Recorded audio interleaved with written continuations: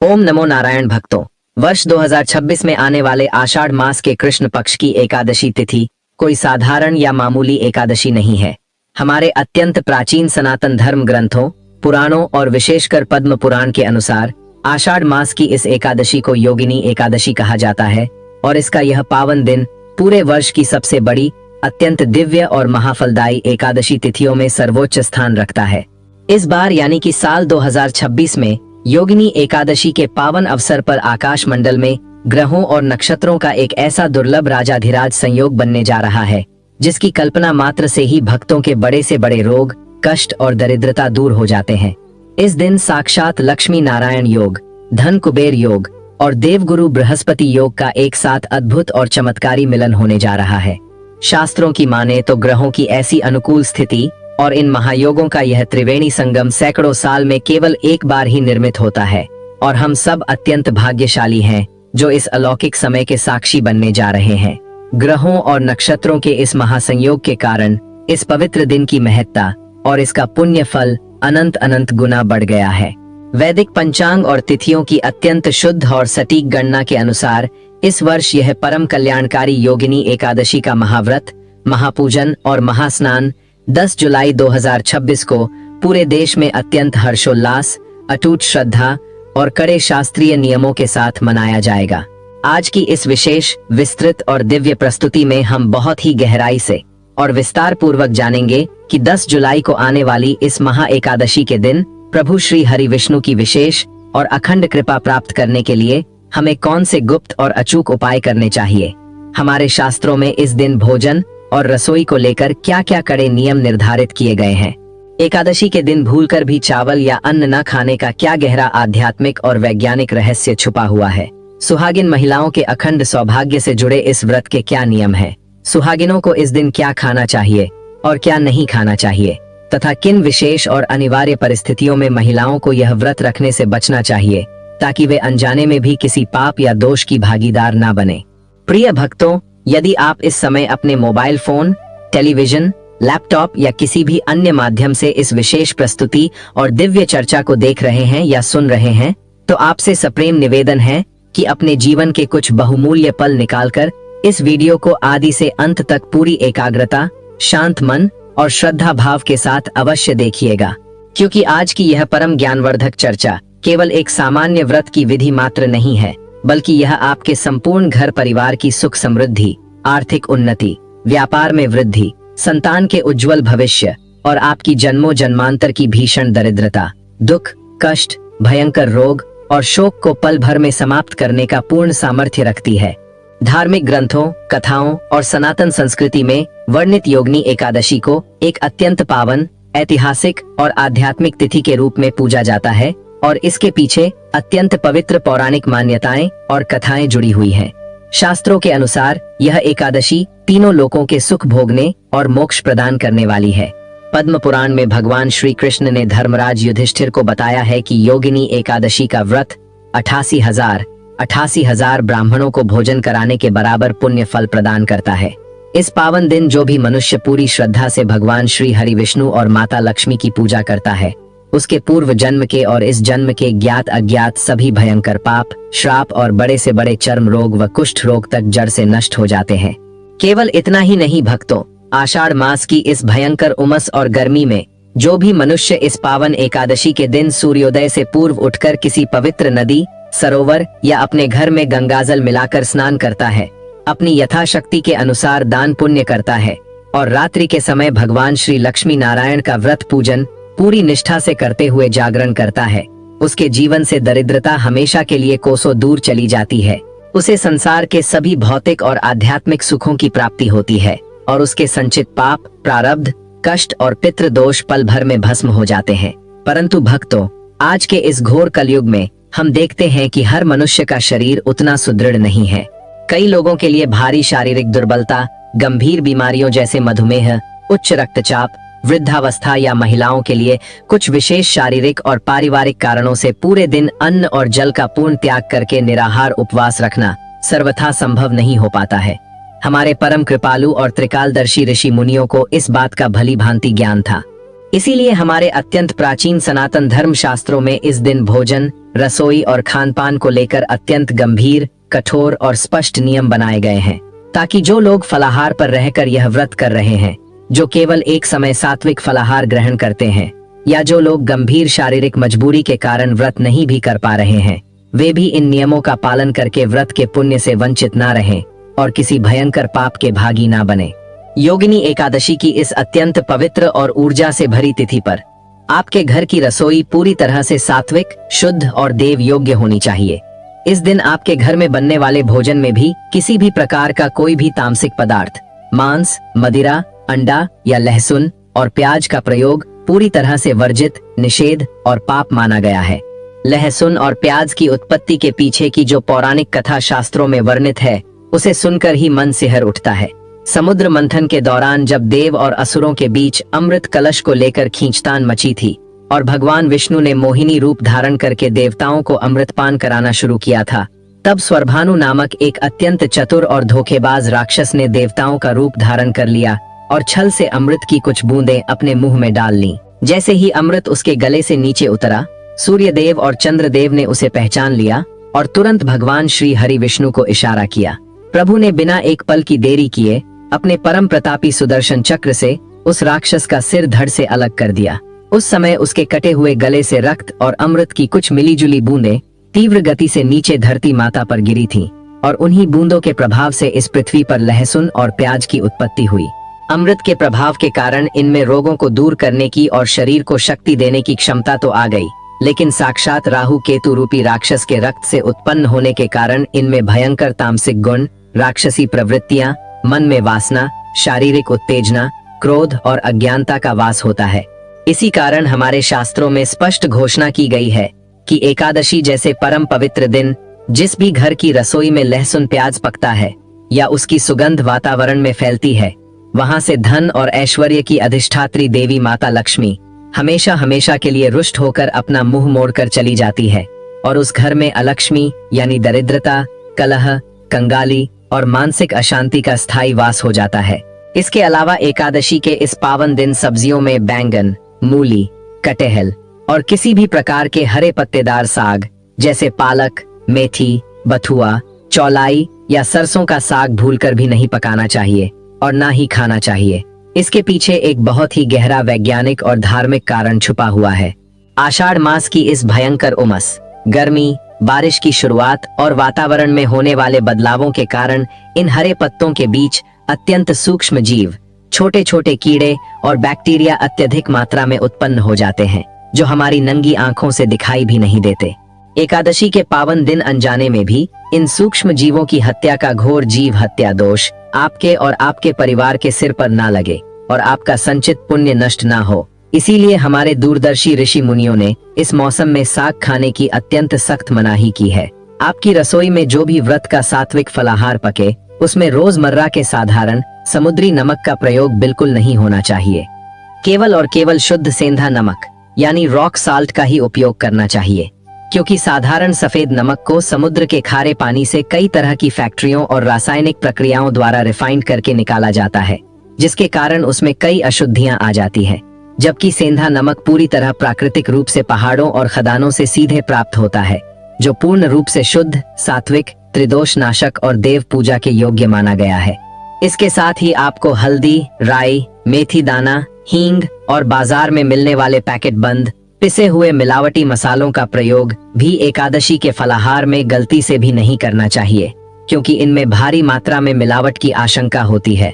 भोजन पकाने के लिए बाजार में मिलने वाले केमिकल युक्त रिफाइंड तेल या सरसों के तेल का इस्तेमाल भूलकर भी ना करें। भगवान का भोग और आपका सात्विक फलाहार केवल और केवल घर के निकाले शुद्ध देसी घी, मूंगफली के तेल या तिल के तेल में ही बनना चाहिए। शास्त्रों में सरसों के तेल को शनिदेव का प्रतीक और अत्यंत तामसिक श्रेणी में रखा गया है, जो एकादशी के दिन मनुष्य के मन को मलिन और बुद्धि को भ्रमित करता है। प्रिय भक्तों, अब हम बात करते हैं उस सबसे बड़े संशय, जिज्ञासा और रहस्य की, जो अक्सर हर एक सनातन धर्मी और भक्त के मन में एक बहुत बड़ा प्रश्न चिन्ह बनकर खड़ी हो जाती है।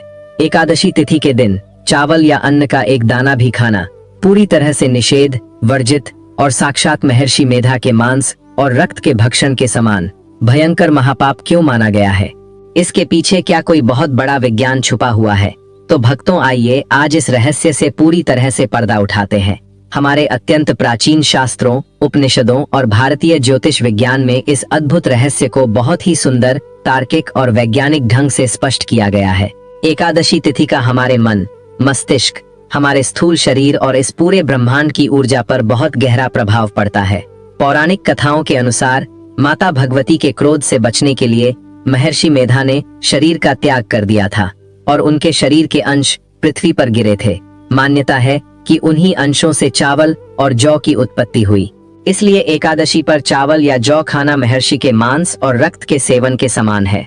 ज्योतिष और विज्ञान दोनों इस बात को स्वीकार करते हैं कि पृथ्वी पर मौजूद समस्त जल तत्व और मनुष्य के शरीर के भीतर मौजूद लगभग 70% जल की मात्रा सीधे तौर पर चंद्रमा की कलाओं और उसकी गुरुत्वाकर्षण शक्ति से संचालित होती है। एकादशी तिथि के दिन चंद्रमा की स्थिति आकाश में ऐसी होती है कि वह पृथ्वी के जल तत्व को और मनुष्य के भीतर मौजूद जल की मात्रा को अत्यंत तीव्रता से अपनी ओर आकर्षित करना प्रारंभ करता है। क्योंकि चावल एक ऐसा अन्न है जिसके भीतर जल को सोखने, उसे अपने अंदर धारण करने और बांध कर रखने की क्षमता इस पृथ्वी पर पाए जाने वाले सभी अन्नों में सबसे अधिक होती है। यदि कोई मनुष्य एकादशी के दिन चावल खाता है तो उसके शरीर में जल तत्व की मात्रा अत्यधिक बढ़ जाती है, जिसके परिणाम स्वरूप उसका मस्तिष्क और उसका मन अत्यंत चंचल, विचलित, अशांत और कामुक प्रवृत्तियों की ओर आकर्षित होने लगता है। मनुष्य का ध्यान भगवान विष्णु की भक्ति और साधना से पूरी तरह से टूट जाता है। उसका मानसिक संतुलन बिगड़ने लगता है और उसका व्रत पूरी तरह खंडित हो जाता है। इसीलिए एकादशी पर चावल, जौ, मसूर की दाल या किसी भी प्रकार का अन्न खाना पूरी तरह से वर्जित किया गया है। भक्तों, अब हम अपनी इस दिव्य चर्चा को उस परम महत्वपूर्ण पड़ाव की ओर ले चलते हैं जो हमारे घर की देवियों, सुहागिन महिलाओं के जीवन और उनके अखंड सौभाग्य से सीधे तौर पर जुड़ा हुआ है। एकादशी का व्रत रखने वाली सुहागिन महिलाओं के लिए हमारे शास्त्रों और पुराणों में खानपान, आचरण और पूजन के कुछ विशेष सूक्ष्म और बेहद कड़े नियम बताए गए हैं, जिनका अक्षरशः पालन करना हर सौभाग्यवती स्त्री के लिए परम आवश्यक है।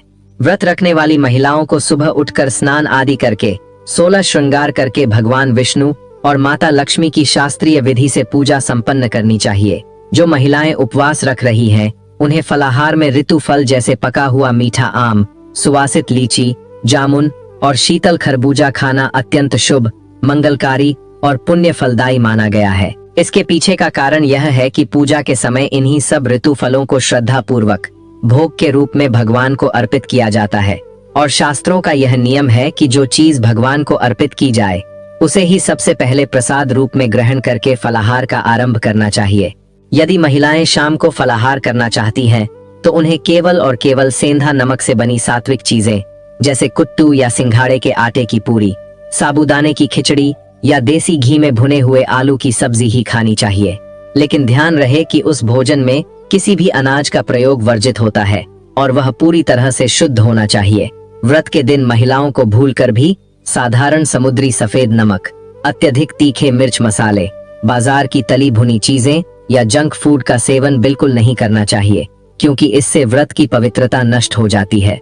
इसके साथ ही इस पावन दिन पर घर के पुरुषों को भी इस बात का विशेष ध्यान रखना चाहिए कि मांस, मदिरा, अंडा, सिगरेट या किसी भी प्रकार की नशीली चीजों का घर में प्रवेश भी ना हो, अन्यथा भगवान श्री हरि के क्रोध से पूरे परिवार को भयानक कष्ट और दरिद्रता भोगनी पड़ सकती है। इसके साथ ही भक्तों, हमारे महान धर्म शास्त्रों में उन विशेष अनिवार्य और संवेदनशील परिस्थितियों का भी अत्यंत स्पष्ट और कड़े शब्दों में उल्लेख मिलता है, जिनमें सुहागिन महिलाओं को एकादशी का यह कठिन व्रत बिल्कुल नहीं रखना चाहिए या फिर मुख्य पूजा पाठ से पूरी तरह से दूर रहना चाहिए, क्योंकि अज्ञानता में किए गए कार्य पुण्य देने के बजाय भयंकर दोष का कारण बन जाते हैं। सबसे पहली परिस्थिति है मासिक धर्म यानी पीरियड्स की अवधि। यदि कोई सुहागिन महिला एकादशी के दिन मासिक धर्म के दौर से गुजर रही हो, उसके पीरियड्स के शुरुआती 3 या 4 दिन हो, तो हमारे शास्त्रों के अनुसार उसे भगवान के मंदिर में जाने, मूर्ति को स्पर्श करने या सीधे तौर पर पूजा की किसी भी पवित्र सामग्री को छूने की पूरी तरह से मनाही है। ऐसी स्थिति में महिला को बिल्कुल भी निराश होने की आवश्यकता नहीं है। वह अपने मन में ही शुचिता का भाव रखकर, स्वच्छ वस्त्र पहनकर दूर बैठकर मानसिक रूप से भगवान का ध्यान कर सकती है, व्रत की कथा सुन सकती है और मन ही मन भगवान श्री हरि के मंत्रों का जाप कर सकती है। वह चाहे तो व्रत रख सकती है, लेकिन मुख्य पूजा अपने परिवार की किसी अन्य सुहागिन महिला, अपनी जेठानी, देवरानी, सास या अपनी बेटी से करवा सकती है। इससे उसका व्रत भी पूर्ण हो जाएगा और धर्म की मर्यादा भी बची रहेगी। दूसरी महत्वपूर्ण परिस्थिति है अत्यधिक बीमारी या शारीरिक अस्वस्थता। यदि कोई महिला किसी गंभीर बीमारी से पीड़ित है, शारीरिक रूप से बहुत अधिक कमजोर है, या फिर वह गर्भावस्था यानी प्रेगनेंसी के अंतिम महीनों से गुजर रही है, जहां लंबे समय तक भूखे और प्यासे रहने से उसके स्वास्थ्य को या उसके गर्भ में पल रहे मासूम शिशु के जीवन और स्वास्थ्य को गंभीर खतरा हो सकता है, तो ऐसी विकट परिस्थिति में हमारे सनातन धर्म के शास्त्रों के अनुसार कड़ा और निर्जल उपवास रखने की बिल्कुल और साफ मनाही की गई है। सनातन धर्म में जीवन की रक्षा और स्वास्थ्य की रक्षा को सबसे बड़ा और सर्वोपरि धर्म माना गया है। ऐसी गर्भवती या बीमार माताएं केवल मन में श्रद्धा रखकर सुबह भगवान को प्रणाम कर सकती हैं और पूरे दिन भूखे रहने के बजाय समय पर दूध, रसीले फल, मखाने की खीर या सात्विक फलाहार लेकर भी प्रभु का स्मरण कर सकती हैं। भगवान उनके इस संकट को भली भांति समझते हैं और उन्हें भी पूरा पुण्य फल प्रदान करते हैं। तीसरी अनिवार्य परिस्थिति है सूतक या पातक का काल। यदि एकादशी तिथि आने से पहले या उस दिन परिवार में किसी बच्चे का जन्म हुआ हो, जिसे सूतक कहा जाता है, या किसी प्रियजन की मृत्यु हुई हो, जिसे पातक कहा जाता है, तो ऐसी अशुद्ध और शोक की अवधि में एकादशी की मुख्य पूजा या व्रत का अनुष्ठान करने का पूरी तरह से निषेध बताया गया है, क्योंकि सूतक और पातक के दौरान देवी देवताओं की प्रत्यक्ष पूजा वर्जित होती है। ऐसी स्थिति में भी केवल मानसिक रूप से ही भगवान का स्मरण करना श्रेष्ठ माना गया है। अब हम विस्तार से बात करते हैं एकादशी के दिन खाए जाने वाले उन अत्यंत पुण्यकारी, रसदार और चमत्कारी फलों की, जिनके भोग और सेवन का हमारे आयुर्वेद और ज्योतिष शास्त्रों में अपार महत्व और गहरा रहस्य बताया गया है। आषाढ़ मास की इस गर्मी में प्रकृति माता हमें ऐसे रसीले, मीठे और जल से भरपूर फल प्रदान करती हैं, जो न केवल हमारे तपते हुए शरीर को भीतर से शीतलता देते हैं, बल्कि हमारी प्यासी आत्मा को भी तृप्ति प्रदान करते हैं। शास्त्रों में मौसम के अनुसार आने वाले फलों के भोग और सेवन की अपार महिमा बताई गई है। सबसे पहले बात करते हैं सभी फलों के राजा आम की। आम को हिंदू धर्म में अत्यंत पवित्र और देवताओं का सबसे प्रिय फल माना गया है।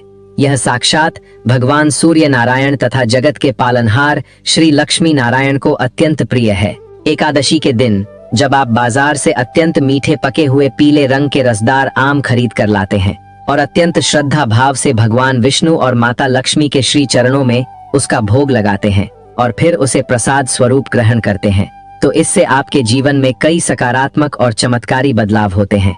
ज्योतिष शास्त्र के अनुसार पीले पके हुए आम का सीधा संबंध सूर्य और देवगुरु बृहस्पति ग्रह से होता है। आम का भोग लगाने और उसका दान करने से आपकी जन्म कुंडली में सूर्य ग्रह अत्यंत बलवान और प्रतापी होता है तथा गुरु चंडाल और राहु जनित जैसे अशुभ दोष हमेशा के लिए समाप्त हो जाते हैं। सूर्य के मजबूत होने से व्यक्ति को समाज में अपार मान सम्मान, उच्च पद, कीर्ति, रुके हुए सरकारी कार्यों में तुरंत सफलता और असीम धन वैभव की प्राप्ति होती है। इसके बाद बात करते हैं अत्यंत चमत्कारी फल जामुन की। काले और गहरे नीले रंग का रसीला जामुन साक्षात भगवान श्री कृष्ण और देवाधिदेव महादेव शिव शंकर का अत्यंत प्रिय फल है। कथाओं में वर्णन आता है कि भगवान कृष्ण ने अपने बाल्यकाल का अधिकांश समय यमुना किनारे जामुन के विशाल वृक्षों की ठंडी छांव में ही अपनी गैया चराते हुए बिताया था। एकादशी के पावन दिन जामुन का फल भगवान को अर्पित करने और उसे प्रसाद के रूप में खाने से शरीर के बड़े से बड़े और असाध्य रोग नष्ट होते हैं, क्योंकि एकादशी तिथि पर किया गया कोई भी मानसिक पाप भी कई गुना भारी पड़ता है। इसलिए घर में लहसुन, प्याज, मांस, मदिरा, मसूर की दाल, बैंगन या किसी भी प्रकार के तामसिक भोजन का प्रवेश तो एकादशी के एक दिन पहले यानी दशमी तिथि की शाम से ही बिल्कुल बंद हो जाना चाहिए। इस दिन प्रातः काल ब्रह्म मुहूर्त में शैया का त्याग कर देना चाहिए और सुहागिन महिलाओं व समस्त भक्तों को उठकर नित्य कर्मों से निवृत्त होकर अपने नहाने के पानी में थोड़ा सा गंगाजल और पवित्र तिल या कच्चे दूध की कुछ बूंदें मिलाकर स्नान करना चाहिए। स्नान के बाद भक्तों को स्वच्छ पीले, सफेद या गुलाबी वस्त्र धारण करने चाहिए। वहीं व्रत रखने वाली सुहागिन महिलाओं को पूर्ण श्रृंगार करके लाल, पीले या गुलाबी रंग के अत्यंत शुभ वस्त्र धारण करने चाहिए।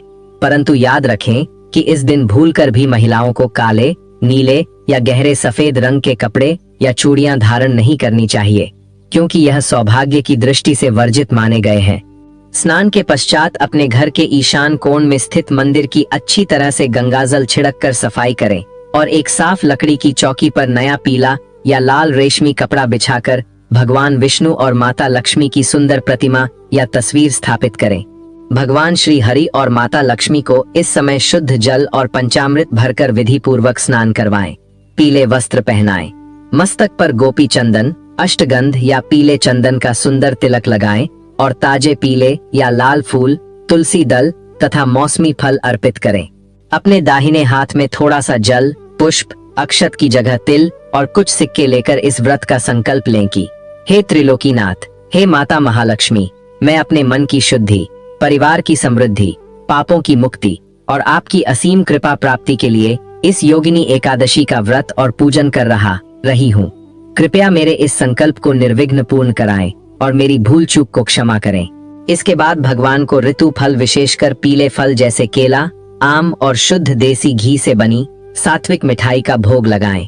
याद रखें कि भगवान विष्णु का भोग बिना तुलसी दल के अधूरा होता है, इसलिए भोग में तुलसी का पत्ता जरूर रखें, परंतु माता लक्ष्मी की पूजा में सीधे तुलसी अर्पित ना करें, बल्कि उसे श्री हरि के चरणों में ही सजाएं। पूरे दिन भगवान के श्री स्वरूप का ध्यान करते रहें और गायत्री मंत्र या ओम नमो भगवते वासुदेवाय का मन ही मन जाप करते रहें। अब आप सभी अपना ध्यान एकाग्र करके इस परम पावन और मोक्षदायिनी योगिनी एकादशी की कथा को सुने, जिसे सुनने मात्र से कई जन्मों के संचित पाप जलकर भस्म हो जाते हैं।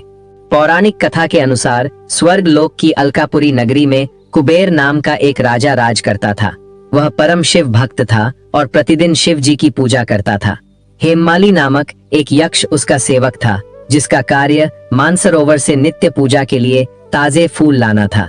हेममाली की पत्नी विशालाक्षी अत्यंत सुंदर थी। एक दिन हेममाली मानसरोवर से फूल लेकर तो आ गया, लेकिन अपनी पत्नी की सुंदरता में कामासक्त होकर वह उसके साथ रमण करने लगा और राजा कुबेर के पास फूल पहुंचाने में उसने भारी विलंब कर दिया। समय पर फूल न मिलने से क्रोधित होकर राजा कुबेर ने अपने सैनिकों को यक्ष का पता लगाने भेजा। जब सैनिकों ने आकर राजा को यक्ष की कामुकता और लापरवाही का कारण बताया तो कुबेर अत्यंत कुपित हो गए। उन्होंने हेममाली को दरबार में बुलाया और क्रोध में आकर श्राप दे दिया, हे नीच, तूने स्त्री के मोह में पड़कर भगवान शिव की पूजा में विघ्न डाला है। जा, मैं तुझे श्राप देता हूँ कि तू भयंकर कोढ़ी हो जाए और अपनी स्त्री के वियोग में तड़पता रहे। हेममाली तुरंत स्वर्ग से पृथ्वी लोक पर आ गिरा और उसके शरीर में भयंकर कोढ़, कुष्ठ रोग उत्पन्न हो गया। वह दर्द से तड़पने लगा और कई वर्षों तक वनों में बिना अन्न जल के भटकता रहा। भटकते भटकते एक दिन वह महान मार्कंडेय ऋषि के आश्रम में जा पहुंचा। हेममाली ने रोते हुए ऋषि के चरणों में गिरकर अपने श्राप और पाप की पूरी कथा सुना दी। उसके सच्चे पश्चाताप को देखकर दयालु ऋषि मार्कंडेय ने कहा, हेममाली, तुमने सच बोला है, इसलिए मैं तुम्हें उद्धार का मार्ग बताता हूँ। तुम आषाढ़ मास के कृष्ण पक्ष की योगिनी एकादशी का पूरे विधि विधान से व्रत करो। इस महाव्रत के प्रभाव से तुम्हारे सारे कोढ़ और पाप नष्ट हो जाएंगे। ऋषि के कहे अनुसार हेममाली ने योगिनी एकादशी का अत्यंत कठोर उपवास रखा और रात भर जागरण किया। इस महाव्रत के अद्भुत प्रभाव से उसका कोढ़ और समस्त पाप पूरी तरह समाप्त हो गए। वह पुनः अपने दिव्य यक्ष स्वरूप में आ गया और स्वर्ग लौटकर अपनी पत्नी के साथ सुखपूर्वक जीवन व्यतीत करने लगा।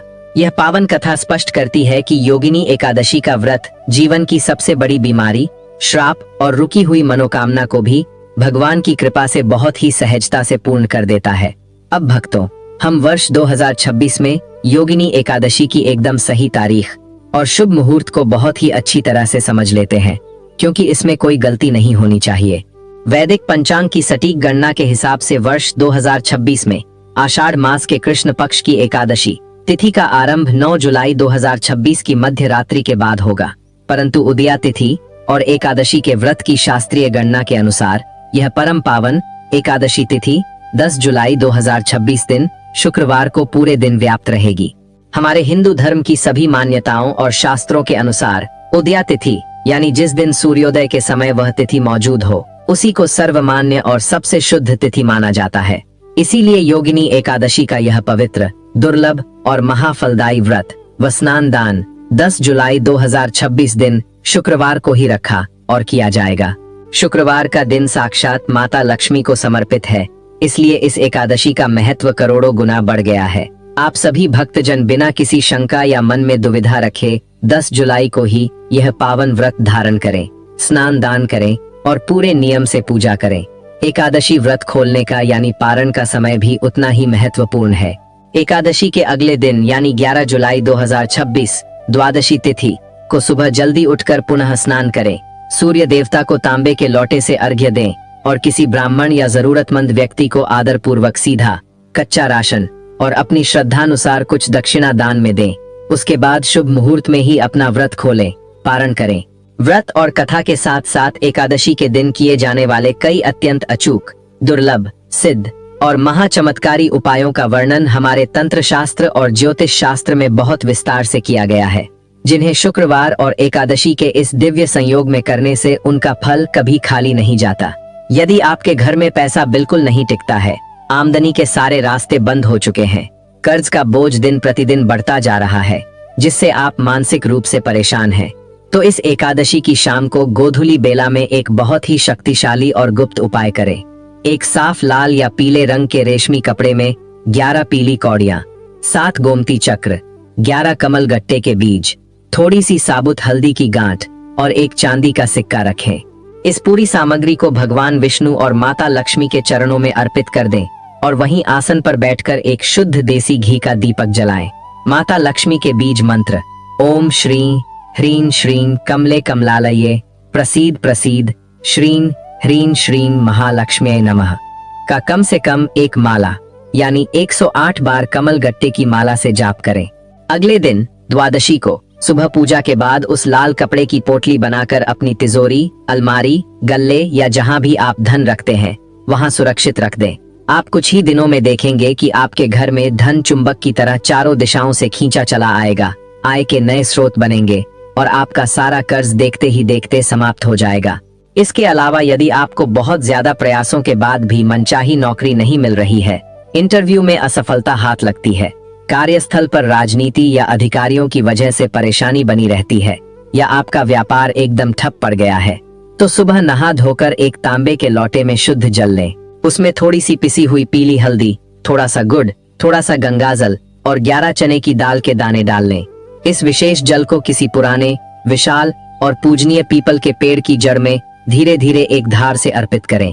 जल चढ़ाते समय मन ही मन भगवान विष्णु के महामंत्र ओम नमो भगवते वासुदेवाय का निरंतर जाप करते रहें और जल चढ़ाने के बाद उस पीपल के पेड़ की 7 बार परिक्रमा अवश्य करें और उसकी मिट्टी को अपने मस्तक पर लगाएं, क्योंकि पीपल में स्वयं भगवान विष्णु का साक्षात वास माना गया है और एकादशी पर यह उपाय आपकी बंद किस्मत के सारे दरवाजे तुरंत खोल देगा। वहीं जिन योग्य लड़के लड़कियों के विवाह में लगातार कोई न कोई बाधा आ रही है, रिश्ते आते हैं पर बात नहीं बन पाती, या फिर दाम्पत्य जीवन में हमेशा कलह, तनाव और अनबन का माहौल रहता है, उन्हें इस दिन भगवान विष्णु और माता लक्ष्मी का दक्षिणावर्ती शंख में थोड़ा सा केसर, मिश्री और कच्चे गाय का दूध भरकर अभिषेक करना चाहिए। इसके साथ ही घर के आसपास किसी केले के पेड़ की विधि विधान से पूजा करके वहां हल्दी का तिलक लगाएं, चने की दाल और थोड़ा सा गुड़ चढ़ाकर शुद्ध घी का दीपक जलाएं। भगवान के स्वरूप का ध्यान करके किया गया यह उपाय व्यक्ति के जीवन में अद्भुत आकर्षण, शांति और अपार प्रेम भर देता है। पति की लंबी उम्र, लंबी आयु और जीवन में हमेशा के लिए अखंड सौभाग्य व सुख समृद्धि की प्राप्ति के लिए इस विशेष दिन सुहागिन महिलाओं को कुछ अत्यंत अचूक और चमत्कारी उपाय भी अवश्य करने चाहिए। पहला महा उपाय यह है कि पूजा के समय भगवान श्री हरि और माता तुलसी की परिक्रमा करते हुए 7 साबुत हल्दी की गांठें, 7 गोमती चक्र एक लाल कपड़े में बांधकर माता लक्ष्मी के सम्मुख अर्पित करें और पूजा के बाद उसे अपने पति की अलमारी या धन रखने के स्थान पर रख दें। इससे पति के करियर और व्यापार में आ रही सारी अड़चनें दूर होती हैं और उनकी आयु लंबी होती है।